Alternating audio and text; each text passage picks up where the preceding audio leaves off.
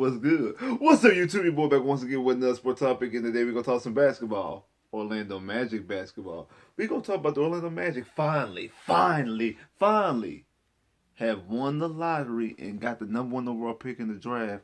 So what are they gonna do with it? We're gonna talk about. We're gonna break it down before we do it. Like I've been telling y'all before, if you liking the content, make sure you liking the channel. Make sure you subscribe to the channel. Make sure you comment on all the videos. Make sure you sharing all the videos on all social media platforms: Instagram, Twitter, Facebook, TikTok, Snapchat, whatever social media platform you use. Make sure you sharing it on those social media platforms. Also, follow me on social media as well. Like I got the links in the description below. We're giving away 30 days free with Amazon Prime. If you sign up to Amazon Prime, you get 30 days free. So make sure you hit that link, get your Amazon Prime, sign up, get your 30 days free. Also, like I said, follow me on all my social media accounts. The links in the description below. Like I said, like, share, subscribe. Let's get this channel growing and growing. If you're liking the content, hey, like the channel and subscribe to the channel. Now, let's talk about it because the Orlando Magic have been in a weird situation ever since 2013. They've been basically tanking since 2013. And the closest they've got was that following draft, that 2013 draft, when they had the second pick and was able to take Victor Oladipo, and just been mediocrity to bad throughout the whole time.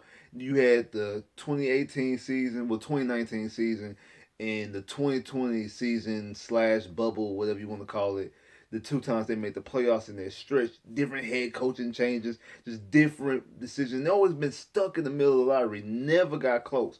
And last year, when they had the second worst record in the NBA, if I'm not mistaken, I can't really remember, ended up falling out of the top four, ended up having the fifth pick. Now, we ended up landing Jalen Suggs. We also ended up drafting Franz Wagner. But you kind of felt like that same situation was going to happen again. They had the second worst record in the NBA, and you just want them to be in the top three. And they actually won the lottery. So where are they going to lean? Because, you have the kid out of Gonzaga, who people basically saying is the consensus number one pick, Chet Holmgren, the center out of Gonzaga, who was, spoiler alert, he was high school teammates with Jalen Suggs, our first round pick last year. You also got Jabari Smith, power forward out of Auburn, and you also have Pablo Banchero, also power forward out of Duke. And where are the Orlando Magic leaning? Where are the fan base leaning? I know I see a lot of people, national pundits, and a lot of people on YouTube and things like that, basically saying, a lot of my drafts as well, basically saying that the Orlando Magic are going to take Chet Holmgren, the center out of Gonzaga. And I don't think that he is.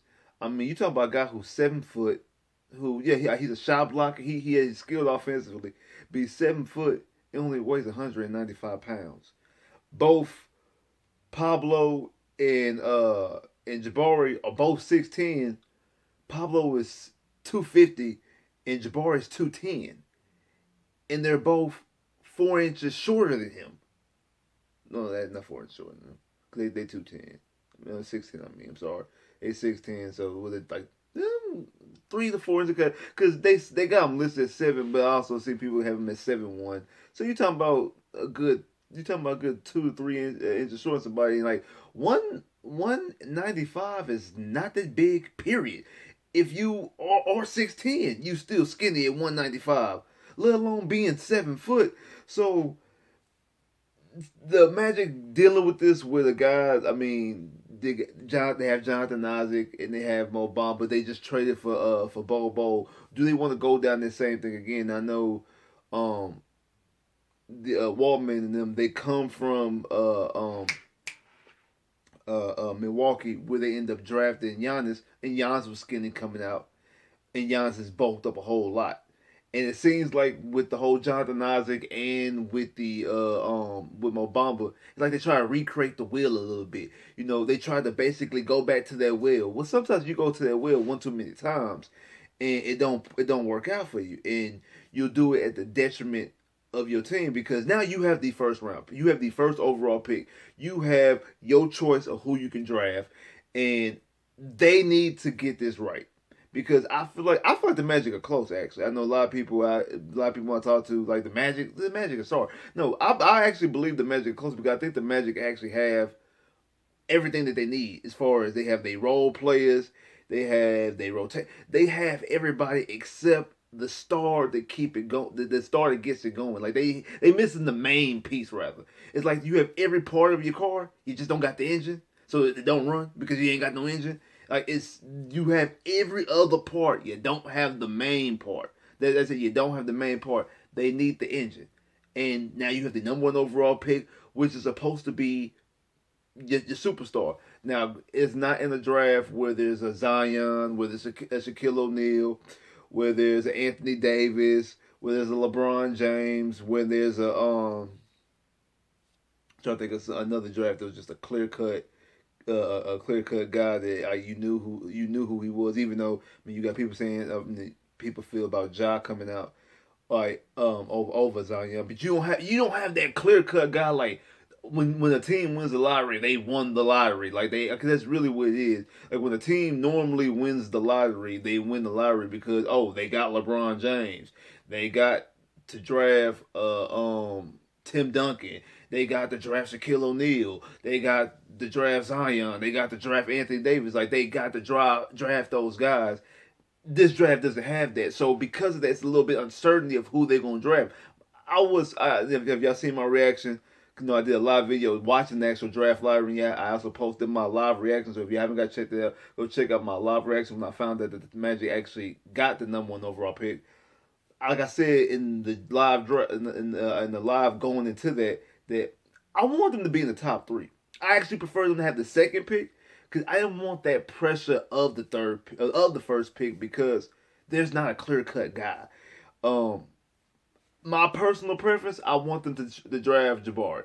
I think Jabari is the best shooter in the draft, and that's something that this team needs. We haven't had that since we haven't had a bona fide scorer since Tracy McGrady. If you want to be honest, I mean, even with Dwight Howard going to the NBA Finals, you didn't have a legitimate. You give the ball to this guy, he gonna get you 20 to 25 points a night guaranteed. I know Vooch averaged in the mid 20s. Like I think his last year here, like his last full season, I think he averaged 21, 22, something like that. I understand. I know his first All Star year, I think he averaged 20, a little over 20, like 20 and a half or something like that. But I'm talking about a dominant type of scorer, like a guy who he ain't got no off nights. And when he does have his off nights is only 20 points. Like he's getting you buckets after buckets after bucket. We haven't had that since Tracy McGrady, if you want to be completely honest. So that's something that I feel like they need, and we need shooting. We have yet to fix shooting at all. Like we have yet to fix all the picks that we have. We have yet to fix shooting. I think we have the pieces, like I said, in Suggs and Markelle Fultz and Cole Anthony and Franz Wagner and Chuma. I think we got some nice pieces, but none of them I think can be the guy. Wendell's come out since we trade for Wendell. Wendell has played great, and the whole we don't know what's going to go on with Jonathan Isaac because of the whole injury situation. But we definitely need somebody who's going to be able to score, and I think Jabari has I think Jabari is going to have it easier because he's a better shooter. Now, I have no issue if we take Paolo. I have no issue at all because I think he's NBA ready today. I think he can step on the NBA court right now and he's ready to play. You seen how he played at Duke. I mean, the guy I think he averaged 18 points a game or something like that. But he's not as skilled shooter. I think he might be a better all-around offensive player, better overall offensive player. His defense is kind of lacking, but I think the rest of the guys, I mean, outside Cole Anthony, everybody else on this team plays good defense. I have no issue with the defense on this team outside Cole Anthony. I think everybody else is skilled enough to play defense, so you can actually mask him. If he could produce the points, you actually okay with him not being the best defender on the team. He don't have to be the best defender on the actual team.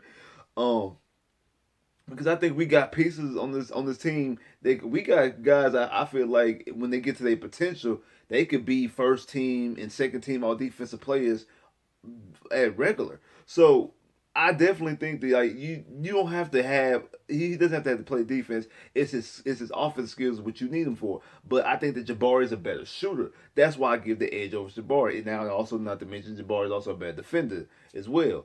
But I have no issues with Pablo defensively because I think if he could score, I think he's a better all around scorer. He's just not a better all around shooter. And I think Jabari is a better shooter. He's a better pure shooter.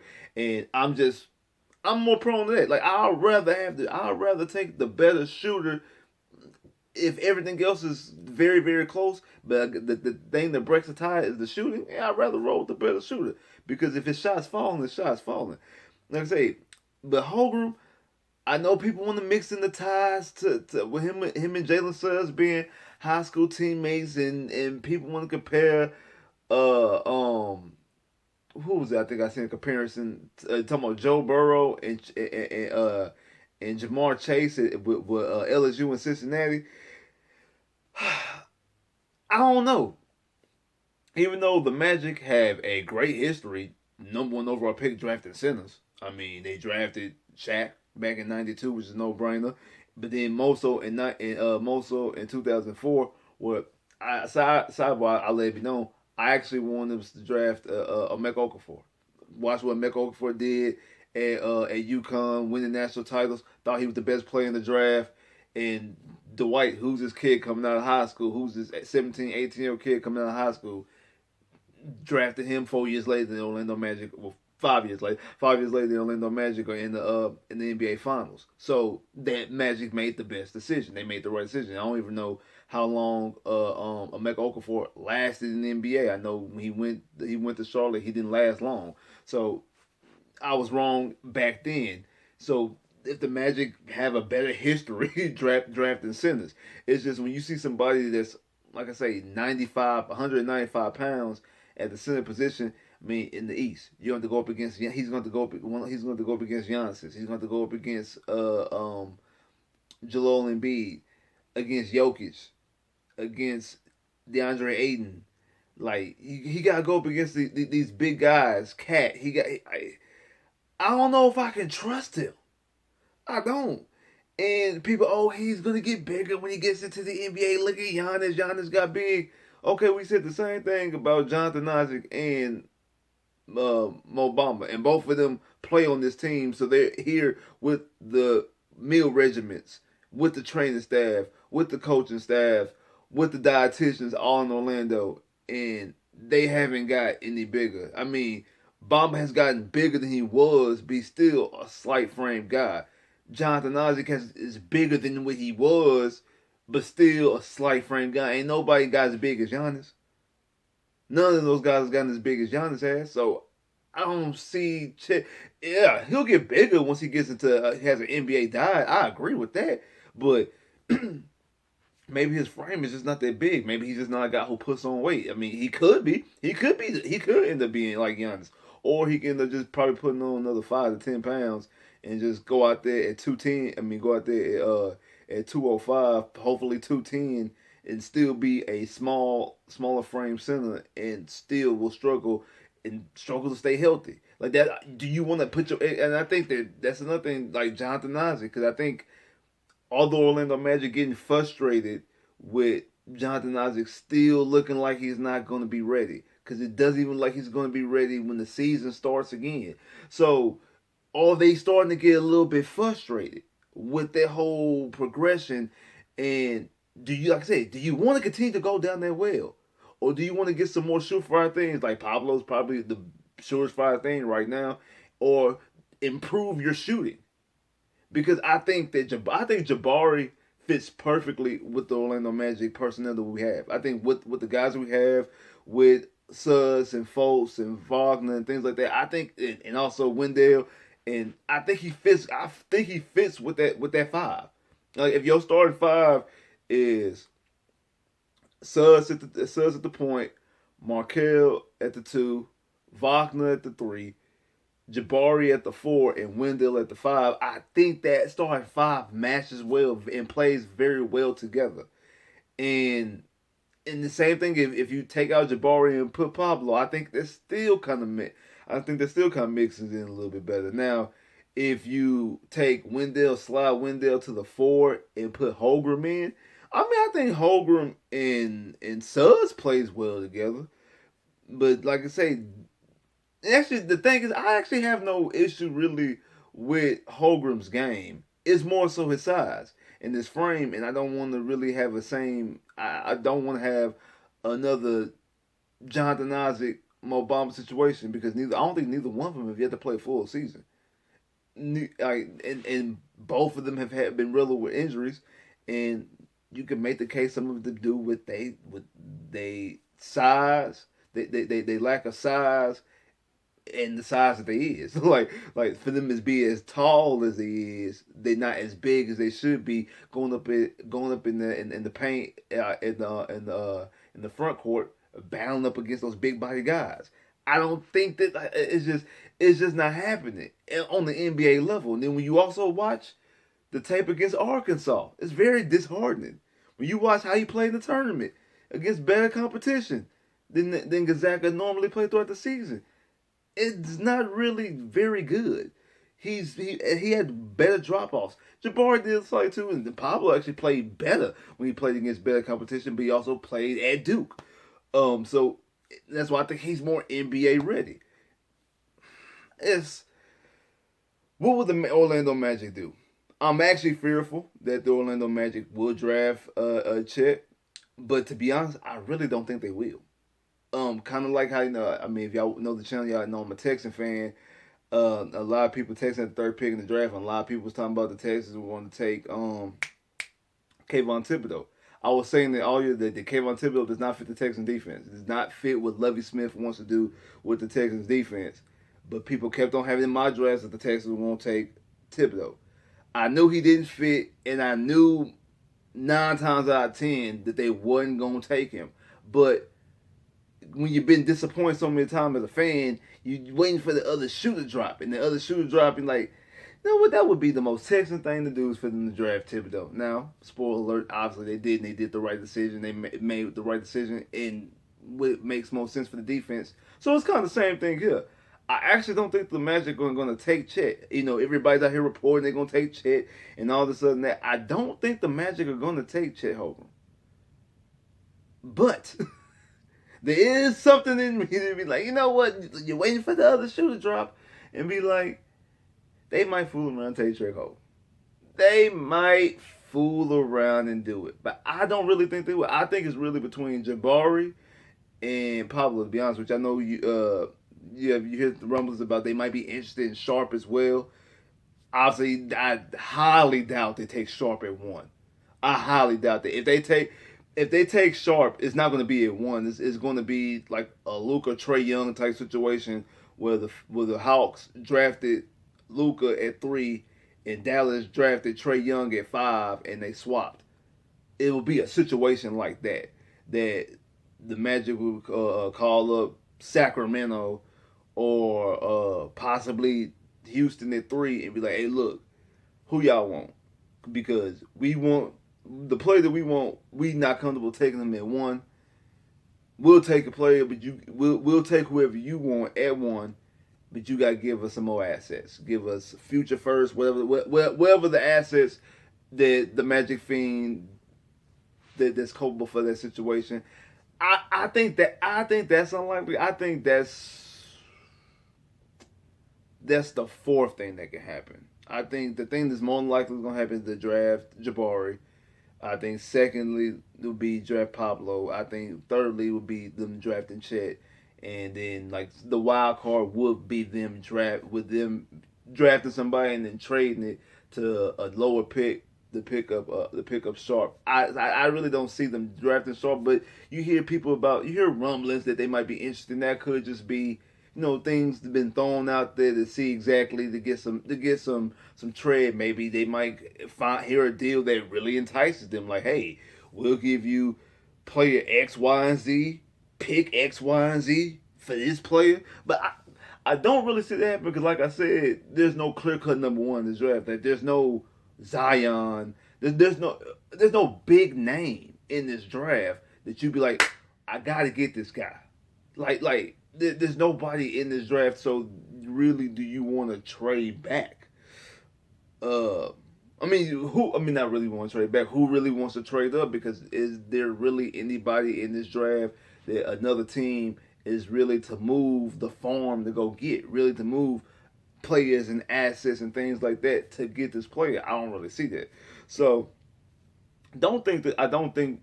That's why I think that's probably the least likely option is them to trade back and then also pick up assets and also pick up Sharp. I'm leaning as of right now towards Jabari.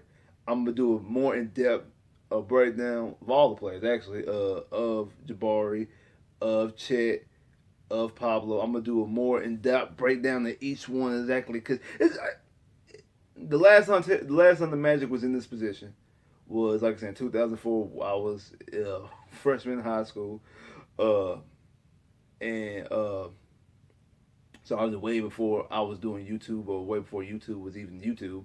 So I've been covering this team during like back to back years, getting the sixth pick when they drafted Bamba and